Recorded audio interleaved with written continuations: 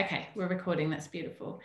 So I'm here today with Divya Alter, who I really am so excited to chat with. Thank you so much for making time to be with us today, Divya. It's such a pleasure, Katie. I always wanted to connect with you and we keep missing each other. So it's so nice to be in the same virtual room and to have a meaningful conversation with you. Thank you for having me. Thank you. So my dear friend Abidea bought me your book for my birthday as a gift, and I didn't know about your work prior to that. And Abidea is actually another presenter on this summit. She's doing a presentation on Sanskrit, so that's something exciting for us to look forward to. And she gave me the book, and I just honestly fell in love with it straight away. Like it was the best birthday gift ever, and I was so enamored by this book, and I was reading it, you know, I really enjoyed it so much. And then because I love the book so much, I kind of like stalked you online for quite a long time and listened to every podcast, and you know, it was like on the like really just so interested in your story, both your personal story but also your journey with Ayurveda. And so it's really an honor for me to chat with you today. And what I really wanted to do today is, if it's okay with you, Divya, is really talk to you about your own personal journey and your story. The book is amazing and your work is incredible.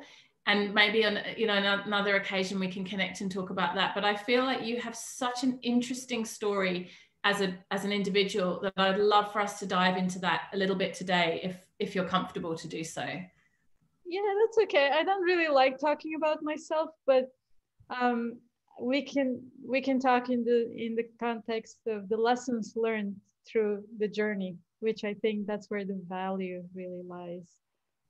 Yeah, I absolutely agree. And it is, for me, it's because it's so inspiring. And your story is one, there's a couple of things for me that I find particularly interesting. One is it really is inspiring to me, but also I feel like the journey that you've been on is one that's quite unique in some ways in terms of history and in terms of context around how people are allowed to practice their spiritual calling and what it means, the freedom that we have in our sort of modern industrial culture, and what a blessing that is. And I feel like that's something that I know I've taken for granted in my life, and many people take for granted in their lives. And it feels like a very poignant subject at the moment because of the pandemic, and because at the moment many of us all over the world are experiencing restriction, and we're experiencing a feeling that we don't have as much freedom as we've been used to. And I think there's something very interesting in that. You know, sometimes even in our own spiritual practices and in our lives, it can be useful if we impose some boundaries or some restrictions on ourselves, like some discipline. And then when it comes from outside, you know, there's an interesting conversation around that, I think. And I think that's part of your story. So I'd love to explore that a little bit with you as well. I mean, freedom is really an internal disposition. It doesn't depend so much on the externals. Are you free internally? Are you free with who you are? And are you freely established on the path that you're meant to be on? So freedom really is more of an internal disposition. But yeah, happy to go back in time. Yeah, beautiful. So let's go back a little bit. So originally you're from Bulgaria, and at the time that you were born and experiencing your childhood in Bulgaria, it was a communist regime, right? The Iron Curtain was still, it existed, and you were living in communist conditions. So I guess I'm interested from the beginning in what that meant for you, because your spiritual path is so strong now from what I know about you. Do you feel like the threads of that calling towards spirituality were always there, or do you remember that from childhood? Well, you know, I was brought up in communist time, and I think people in the West, especially a lot of people who grew up in the 70s and 60s, they had a different perception of communist time. But for the first 18 years of my life, I grew up in communist Bulgaria. But I have to admit, I had a very happy childhood. We didn't have much materially. Like, I even remember the foods we were using we didn't even have much olive oil. Like we wouldn't have an opulence of ingredients and foods and the consumer variety that we have today. We kind of have simpler lives, more austere, but I also felt very safe and very happy growing up. Now, there were also things, the more I was growing up, and especially when I became a teenager during the rebellion years, I also began to realize that, wow, this is really limiting. I don't feel safe to express myself and to be different. So that was one thing I noticed as I was growing up. But it was also, it was an atheistic country, and we would study in school that religion is opium for the people, and there is no God. So I was brought up as an atheist, but my grandparents were very spiritual people. So Orthodox Christianity is like the local religion. And I remember as a small child, we would go to church for different festivals.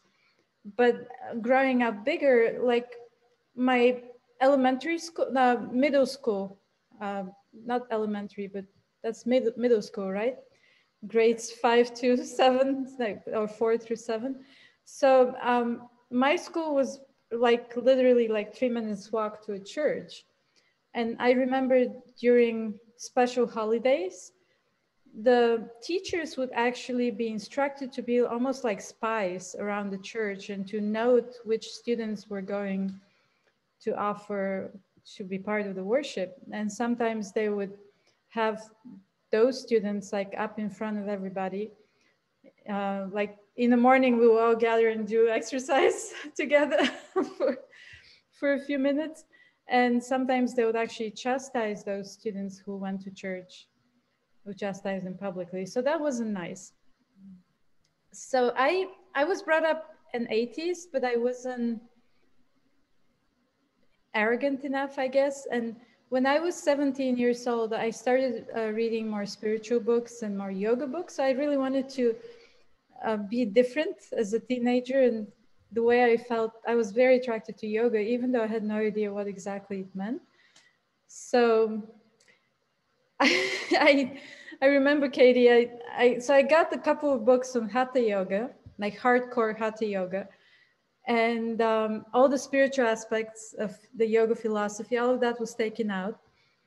But there were asanas, pictures of doing different postures. And it was like really hardcore. So getting up at 4 o'clock in the morning, taking a cold shower and all that, and being a vegetarian. So this is when I started exploring also, oh, I'd like to be a vegetarian. I didn't know how to do that. But so I remember trying to get up at 4 and take a cold shower and then try to do asanas by looking at the pictures and reading the descriptions. And I lasted maybe 2 days. And this is when I realized I really need a teacher. You can't just learn yoga just looking at the book. And this is when I really felt that my search started. And I was like, I started missing that I'm not finding answers about who I'm not satisfied with what I've learned in school. And I was just finishing high school by that time. And I'm like, I need more. I need to have more connection. And I wasn't drawn when I first met the devotees at the Bhakti Yoga ashram. I wasn't really perceiving it as a religion at all. Even though it was so spiritual, to me, I was so attracted to it because it's a way of life. It included the diet, and I wanted to be a vegetarian, so I kind of fit in perfectly. It included the lifestyle. It included relationships. So I kind of felt that this was perfect for me when I first went at the ashram and I started interning and learning. And how did you come across the ashram in the first place? Was it allowed to operate openly, or what was the situation there? Well, it's interesting because when I was 18 years old, this was in 1990. This is exactly when the communism, the Iron Curtains went down. Like a few months before, Bulgaria was a little later. First it was Russia, and Bulgaria, it followed a few months later. And I remember a friend of mine who is one of my best friends at school, she brought this little tiny Sri Ishopanishad like pocket underground edition. It was so small, so you can hide it in your pocket. And it was a very poor translation, and but I was so drawn to the Sanskrit, and I was reading and I couldn't understand anything, but I was like, this is far out. It's like, that's what I've been looking for, but I really had no idea what it was. And then I was walking down the street and I met one of the ladies who was running the underground ashram. So the ashram was basically a tiny apartment, and it was underground because it wasn't openly presented at all. And people were there only by invitation. You could only get there by invitation. And yeah, I mean, when I first, so we were not like, you mentioned you read the salted bread, which describes like the Bhakti devotees and their struggles during like the hardcore communist time in Russia, and how they were prosecuted and jailed and sometimes killed. Yeah, that's really intense. So in Bulgaria, when I met the devotees, that was exactly the threshold. And when this was going away and the new was coming in. So I remember when I first went to the ashram, it was probably like a 1 or 2 bedroom apartment in the outskirts of my hometown. And I was blown away, Katie. There was hardly any furniture inside because we're also doing yoga there.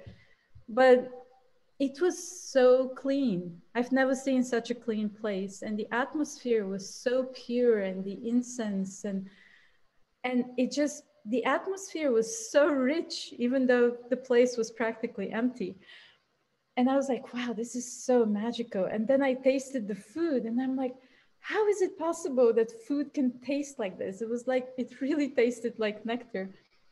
So yeah, I was super attracted because it really felt like I'm at the right place at the right time. And I felt very grateful. I mean, I know this from my own life experience too. I think it's such a blessing when you find your path very young, and also it feels very clear. Like I see for so many people, there's a struggle with either feeling like they don't really know what their path is, or they're kind of like trying a few different things and nothing quite sticks. And also feeling like they're losing a lot of time as well because of that lack of clarity. And I know in my own life, I've had the experience of feeling like I found the path of yoga and the path of bhakti very young, and also very, very much like what you're describing, like there was a real clarity around it for me. And I see that as a real blessing. Like it feels like a real gift of grace to have that in my life. And so it sounds like for you, from really that moment as quite a young woman, you found your spiritual path. Is that right? Like has it been a fairly steady, consistent in your life since then? Yeah. I mean, I wasn't really attracted. I wanted to be spiritual, but I really was not attracted to the way Orthodox Christianity was presented in Bulgaria. I have nothing against other religions or spiritual paths. It's just I wasn't drawn to it. It's like, well, if the priests are like this, I don't want to follow their example. Maybe because I didn't meet the right examples. But what attracted me also is that, like the Bhakti path, especially, it's not just some kind of religious. It's so much more than the religious aspects and the rituals and all that. So I felt that I still feel that way. It just gives me the full package of integrating all aspects of my being into, like, really fully integrating and feeling that I'm growing. So it's not a stagnant path. It's not getting stuck with rules and regulations. It's something that provides a solid foundation for growth. And I mean, we all come to crossroads. We all come to crossroads in our lives, and we don't know when it happens to us. And that's a beautiful transition time. I call it the waiting room. When you don't know where exactly to make the next step. But so at those moments are really this is when prayer and surrender comes. Now, these are lessons of sincerely praying and calling out to God, or whatever divine connection you experience. Some people just pray to the universe, and that's fine. So like, but focusing that prayer, and also when you're praying, you're kind of expecting reciprocation. So the antennas are out, and and it and reciprocation very often comes at the most unexpected time in the most unexpected way. So remaining open-hearted and open-minded, and also being brave, like getting into the ashram. Like, I chose not to go to the university, I chose not to go to college. It was like dive in, and it was a huge risk. And many of us, we have to do that. Like having the brevity to, and the trust that I'm making the right step. And it may not be easy, but when you feel it in your heart that that's the right step, then just do it. Don't doubt yourself. Yeah, it is. It's a path of faith in that way. When you make a very clear decision in the material world about what you're going to do with your time and your life and your energy, that is in alignment. But from the outside, it can seem like a very radical choice. Like, what were your parents? How were your parents at this time? Like, what were they having to say about your choices? Well, it was a weird time for my family also, because my parents got divorced exactly at the same time. So kind of the family fell apart. And my parents have always been very supportive. Now, initially, they were very worried because nobody knew about Bhakti or Krishna, or it was like, it was a new thing, because for the first time, it was in the open. And there were so many also speculations and bad newspaper articles about it's a cult and they do weird things and they put drugs in their food, otherwise it cannot be so good. And it was just really all these things. And my parents were reading the newspapers and they're like, you're doing this? And I'm like, this is total nonsense. It has nothing to do with reality. And when they actually came and they saw how we lived, and also I've always had very good relationship with my parents. I try not to be too fanatical around them, but they noticed that I was becoming a better daughter. You know, all of a sudden I was more respectful to them. All of a sudden I was practicing. I was actually listening to them. You know, so once they realized that this is actually a good thing and is good for our daughter, they kind of accepted it. Mm. And became supportive too.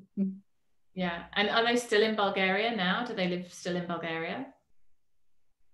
Yes, they're still in Bulgaria, and yeah, I keep in touch with them. We talk on the phone. Yeah, beautiful.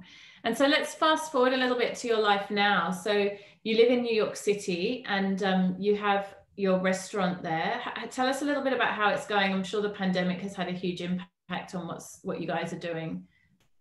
Yeah, I mean, the pandemic hit so many businesses, especially the restaurants. We were closed for 2 months in March and April last year. We were fully closed, and then we reopened with just takeout. And then we actually built like a whole outdoor dining structure. it's like a it's like a building. It's a hardcore, like, heavy duty structure, and it's been so slow. From a business point of view, it's been very challenging. At the same time, it gave us, but we were thinking to kind of hibernate, close and hibernate for a while, but then we realized that so many restaurants have closed, and people really need our food also. It's not easy. Many vegan and vegetarian restaurants closed, and it's like we were thinking, like, for those people who need this kind of food, it's important for us to kind of stay open and continue our service. But it gave us a little more time to also adjust to the current economic situation. And in order to help our business stay alive, we created an online retail store. So we have a little shop online. And during the downtime, especially, we created new retail products. So we have like 4 types of khichdi packets. So we soak and rinse the lentils and the grains, then we dehydrate them, and then we combine them with different types of spices for each dosha. And then we have a tridashik, and you basically pour it in boiling hot water and it's ready in 15 minutes. You don't have to worry about the spices and washing it and soaking it. So this was fun to create. We also have a soup like that and a sauce. And of course, we make our cultured ghee as well. So it was fun to, I've never done this before. So this is like a new new thing for me to learn. And I've learned so much. We consulted with many experts of how to actually have food products. So that's kind of, that's our hope, that we can keep our business going with our retail store. And actually, I would like to offer a 15% discount of one-time purchase. Any of our listeners who may be in the United States or Canada, we ship, not in Australia, I'm sorry. So that was kind of an engagement. And then the other thing during the downtime is I wrote the book proposal for a new cookbook, which got accepted by my first publisher, Vitali. And now I'm very intensely writing my next cookbook. I'm also teaching. I know you do so many things. I'm so interested in this idea of the the soaked and then dehydrated food that you're offering, because it's really the solution for sattvic fast food, right? Like, it's so hard to, often people are like, oh, the soaking time, oh, it takes too long, I need something convenient. And you've come up with a really creative solution for that. I love that. Yeah, I mean, one of my missions in terms of my profession is to make Ayurvedic food easily accessible to people, either through our food service and food products or through education, really helping people understand that it's actually not very difficult. It's not difficult at all. It's just, you need to understand the basic concepts, and then it's really easy. But it's so beneficial. You gain so much benefit by learning how to eat for what you need, and how to connect with food in a lot more personal way, and to experience being truly nourished with food, like really experience nourishing, not just filling up your belly. So yeah, making Ayurveda and Ayurvedic food accessible is really our focus of everything, all the business projects that we have. So that's why we just try to come up with new ideas to be of service. Yeah, I love it. It's such a great idea. And tell me about your new cookbook. What's the concept for the new book? It will be about Ayurvedic cooking by ingredient. And I don't know if you're familiar, if you've looked at the original Ayurvedic texts like Charaka Sanhita or Ashtanga Hridayam, or the more recent texts like Bhava Prakash. So these are like classical texts of Ayurveda, and they give very detailed descriptions of ingredients. And then there is another book, which is kind of a compilation of all the classical texts. It's called Dravya Guna Vigyan, which is kind of like a pharmacopoeia, is the Ayurvedic pharmacopoeia. And I use those books as a base. So it will be grouped according to ingredient. And I give the Ayurvedic description with the modern practical application of the key ingredients. And I give you recipes how to cook with them. Yeah, beautiful. I mean, the trouble with a lot of the ancient texts is there's some food types in there that we don't really have anymore. And then also some wacky combinations that it doesn't seem so relevant for the modern palate. So you're essentially taking a lot of that information and kind of distilling it to make it accessible for us. Is that right? Yeah, exactly. And also, I mean, you have to understand that the ingredients described 2,500 years ago in those books were not exactly the same. I mean, it's probably similar species to what we use today, but I'm sure that the chemical composition is slightly different. But also, the way the Ayurvedic texts describe ingredients is in terms of their taste, in terms of the qualities, the post-digestive effect. Is it heating or cooling? So it really, in terms of the actions that an ingredient has when interacts with different doshas, with different types of digestion. And I think that's one of the things that makes Ayurveda timeless science. You know, it's not just based on contemporary modern research, which may be incomplete and which may change in a few years. And I'm not against modern research, actually, it's very, very valuable, but like having a description, like time-tested description of ingredients, that's what the Ayurvedic text accomplished. Mm-hmm.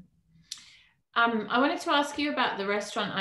I'm just interested in this question. I like when you're producing food commercially and the types of quantities that you would need to be producing to run a busy commercial kitchen. How do you, in the restaurant itself, like maintain a sense of keeping the prana of the food really nicely and like serving the food as prasadam, so serving it as keeping in mind that the energy in the food is as important as the ingredients and the cooking procedure? Like, is that a consideration? Because I feel like that would be quite difficult to translate into a commercial environment. Yeah, I mean, honestly, Katie, this is one of the main concerns when we first decided to open a restaurant. And I was like, how are we going to do this? And then my husband, Prentice, he's a brilliant person. And you know, usually we have a very funny like energy and interaction. Like when I'm not fully sure about something, I would just reject it. And I'm like, ah. And he's like, well, let's talk about this. Let's just brainstorm and let's see. And he would say, I know it's in you. I know the solution is in you. So I'm like, okay, let me pacify my vata. He's like, let me balance my doshas first. Let's have a meal together so we're not too hungry when we're brainstorming. And and we always come up with a solution, which is great. So so the solution that we found, and a lot of professional chefs find this crazy because it's actually more labor intensive and more expensive because of that, but we cook in small batches. So for example, and the way we prep, so we will chop the vegetables and we'll have like all the ingredients kind of measured and ready to go so that we can have it ready in 30 minutes. So even if we have a takeout order or in-store dining, then there will be no long wait. And we usually start making the next batch when we're down to 3 orders or something like that. So cooking it in small batches preserves the freshness and also the looks of it. It protects the prana in the food.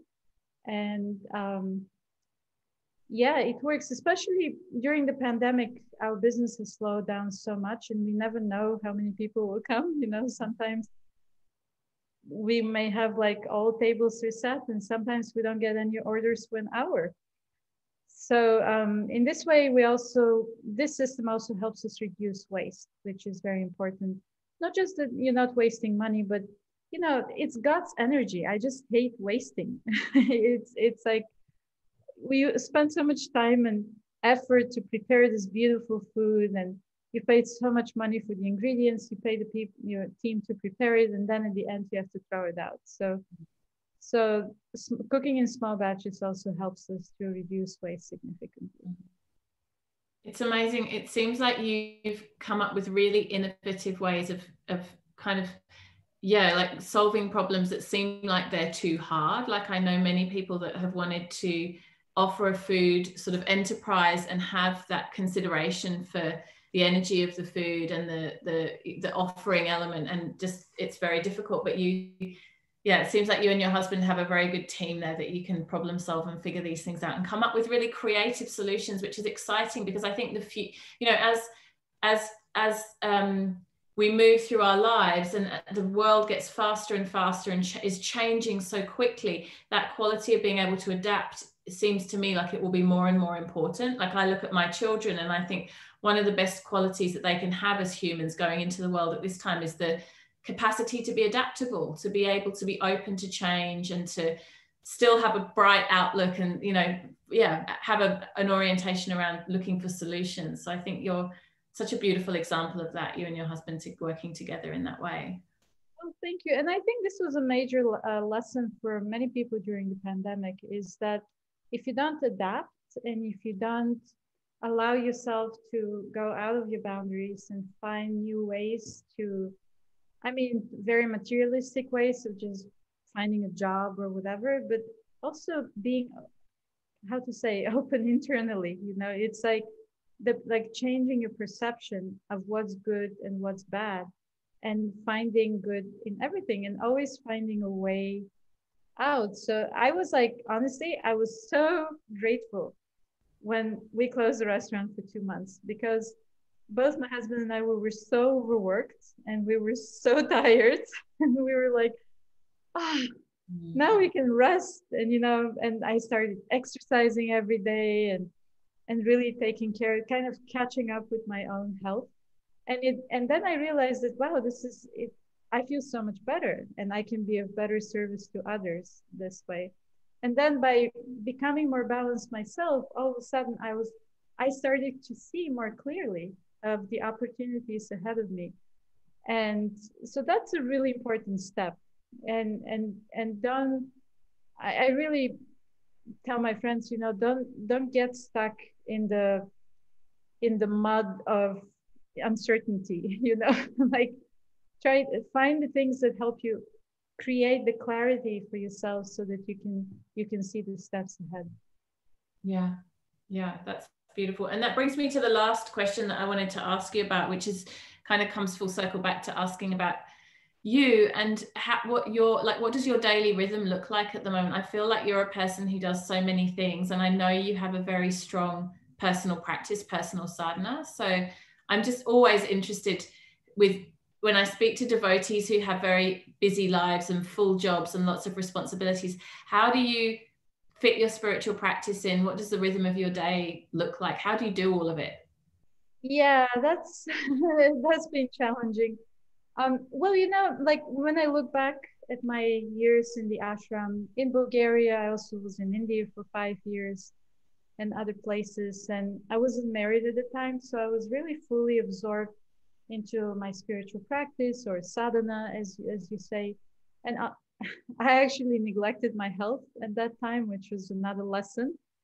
Um, but now that I'm hopefully a little more wise and a little older, I find it that, so what I do personally in the morning when I get up, so I do a few Ayurvedic practices to make sure that my health stays strong, because if I'm very out of balance, I cannot be useful in anything that I try to, in any way that I try to serve. So I would do some of the, very often I would do like a Bhyanga, like self massage, or do a few other things that just keep my health good. And I would make sure that I exercise for at least 30 minutes every day. And sometimes I have classes in the morning. So it's like I like to exercise in the morning. And then I do a little worship, like I worship Tulsi. I have a Tulsi plant and worship Tulsi every day. I read the Bhagavatam, Srimad Bhagavatam, which is the Bhagavata Purana. It's like one of the sacred texts of Bhakti. And I do my chanting meditation. Sometimes I cannot do it all the 2 hours at once, so I will break it up during the day. Again, depends on the schedule, because I have a team of people that I work with, and I often adjust to their schedule because they need me to move forward. And usually, and of course, I make breakfast, and then I kind of plan my lunch, and then I start working. And I've been working a lot from home these days, even matters related to the restaurant. I've kind of transferred them more from home, and I have a great team. They do all the cooking, and they're doing a great job. But focusing at home, most of my cooking is basically either recipe creation or recipe testing for my cookbook. And also we're teaching our Ayurvedic nutrition and culinary training, which is like professional chef's training for Ayurvedic cooking. And by the way, we're starting another training, another round in April, from April to August, and it's completely online. And we already have one sign up from Australia, believe it or not. Cool.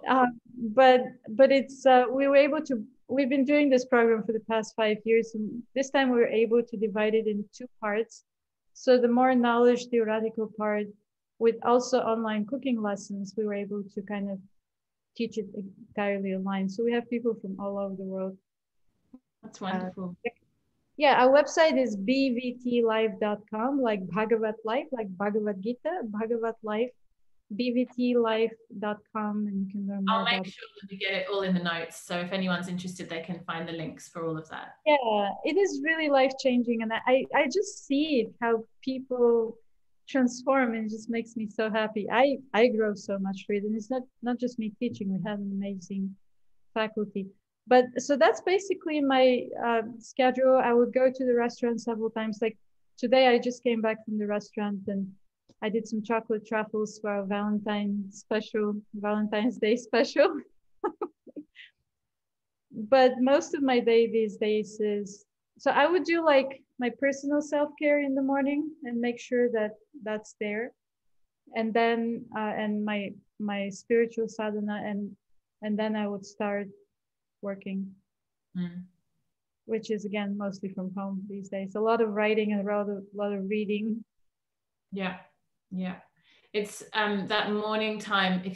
I've noticed in my own life too, when you have a very busy schedule, it's a very busy time in your life. Having those precious hours in the morning to set the day up in the right way is very powerful, because if you don't take that time, then for me at least, I know the whole day can kind of be off. Like I would rather get up earlier, even if it means losing a little more sleep, and have that very precious time in the morning to ease into the day like nicely. Yeah, and you know, it's important to also have time to yourself. Like you have kids and a family to take care of. For us, it's just my husband and I. We don't have kids, but I have a lot of students and a lot of other people that depend on me for work or otherwise. So like for me, it's important to have that quiet time for myself and feeling that spiritual connection by reading or chanting or listening. I listen to a lot of lectures or discussions or podcasts when I'm cooking, if I'm just by myself. So it just helps me. It makes me feel aligned with the higher purposes of my life. It's not just the material business and all that, but with who I am from a higher perspective, so to say, from a spiritual perspective. But it also helps, just like you said, when you have this alone time, you feel a lot more centered and a lot stronger when you're around other people who may be very demanding of you. Yeah, like you've got there's some power, like there's some fuel there, the batteries are charged up. Thank you so much for taking the time to chat with me. I know how much you have on, so I'm really grateful that you took the time, and I know that people listening will find your story really inspiring. It's really inspiring for me, and we'll make sure that we share all of the work and all of the links. And I just want to give my personal endorsement for your first cookbook. That it's really been such a powerful influence in my life, so we'll make sure the links are there for that. Thank you again, Divya, for being here with me today. Thanks so much. I'm really grateful that you reached out to me. It's wonderful to see you, and I'm also a big fan of all the work that you're doing, and I can see your passion to connect with women, especially on a heart level, you know, like to have that to go beyond the superficials and to really help people experience this heart-to-heart connection, which we really need today. So thank you so much for having me. Wonderful talking to you. Thank you. Haribol.